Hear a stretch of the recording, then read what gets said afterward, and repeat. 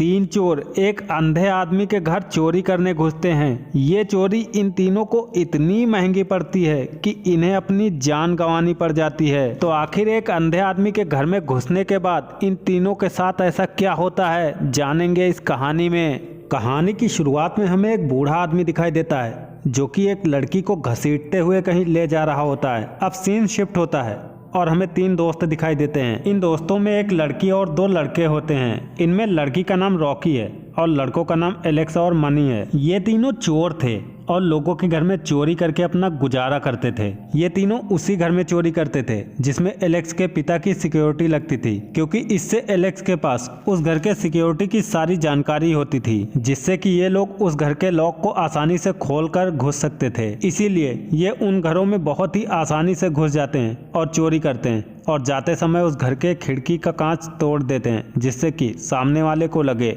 कि चोर खिड़की से घुसा होगा।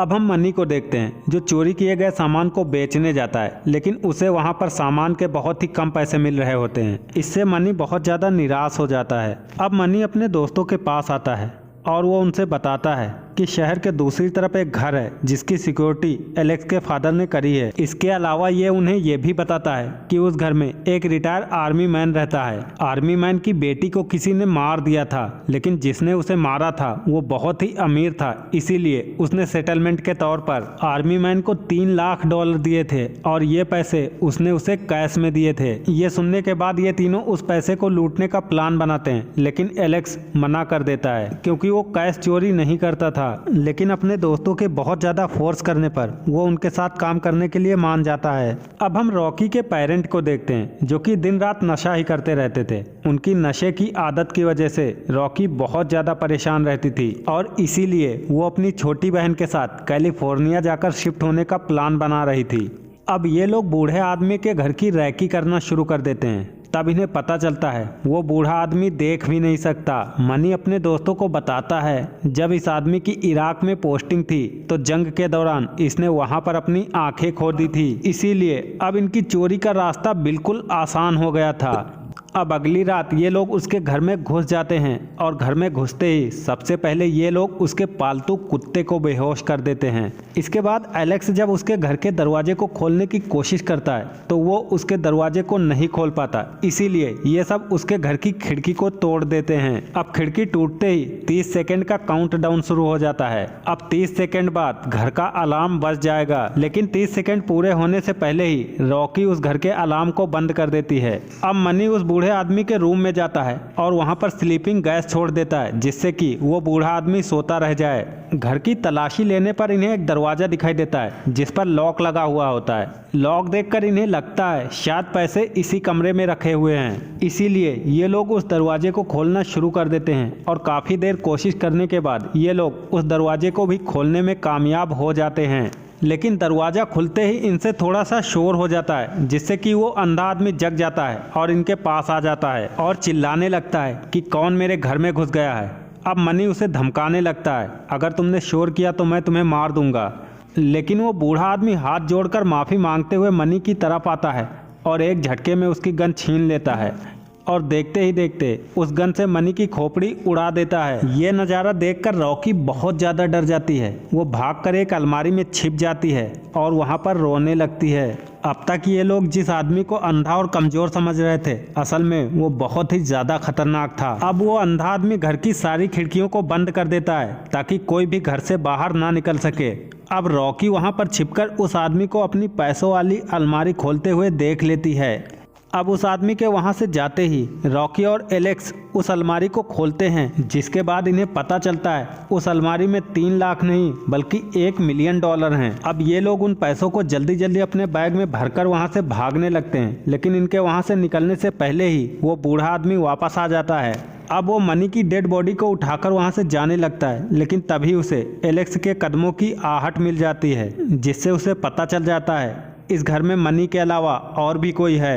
अब वो अपनी गन एलेक्स पर तान देता है, लेकिन तभी वहाँ पर पड़ा हुआ सेलफोन बजने लगता है, जिससे कि वो अंधा आदमी उस सेलफोन पर गोलियां चलाने लगता है। अब एलेक्स और रॉकी को मौका मिल जाता है, इसीलिए वो दोनों भागकर बेसमेंट में पहुंच जाते हैं, जहां पर इन्हें एक लड़की दिखाई देती है जिसे कि उस अंधे आदमी ने बांध कर रखा हुआ था। ये लड़की इन दोनों से मदद मांगती है और इन्हें एक न्यूज आर्टिकल दिखाती है। आर्टिकल देखने के बाद इन दोनों को पता चलता है कि इस लड़की का नाम सिंडी है और इसने उस अंधे आदमी की बेटी को अपनी कार से उड़ा दिया था और तभी से उस आदमी ने इसे यहाँ पर बांध कर रखा हुआ है। अब ये दोनों सिंडी को आज़ाद कराकर वहाँ से भागने लगते हैं, लेकिन तभी वहाँ पर अंधा आदमी आ जाता है और इन पर गोलियां चलाने लगता है। गोली सीधा सिंडी को लग जाती है, जिससे कि मौके पर ही सिंडी की मौत हो जाती है। अब वो अंधा आदमी सिंडी की बॉडी के पास आता है और जब उसे पता चलता है सिंडी मर चुकी है तो वो जोर जोर से रोने और चिल्लाने लगता है। अब इस अंधे आदमी को और भी ज्यादा गुस्सा आ जाता है, इसीलिए वो घर की सारी लाइटों को बंद कर देता है,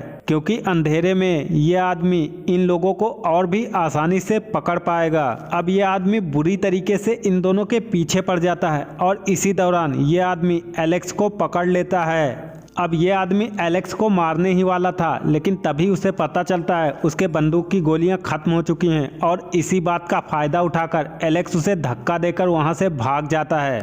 अब ये दोनों ऊपर की फ्लोर पर आ जाते हैं, लेकिन ऊपर पहुंचते ही इनके सामने वही कुत्ता खड़ा था जिसे कि इन लोगों ने शुरुआत में बेहोश कर दिया था। अब ये दोनों उस कुत्ते से बचने के लिए एक रूम की तरफ भागते हैं, लेकिन तभी वो कुत्ता एलेक्स के ऊपर कूद जाता है, जिससे कि एलेक्स खिड़की से नीचे गिर जाता है। अब इसी दौरान वो बूढ़ा आदमी एलेक्स के पास आ जाता है और एलेक्स को बुरी तरीके से पीटता है। इसके बाद वो एक कैंची से एलेक्स को मार डालता है। अब ये बूढ़ा आदमी रॉकी को भी पकड़ लेता है और उसे भी सिंडी की तरीके से ही बांध देता है और उससे बताता है, सिंडी ने मेरी बेटी को मुझसे छीन लिया था। मैंने सिंडी को यहाँ पर इसलिए बांधा था ताकि मैं उससे एक बच्चा हासिल कर सकूं।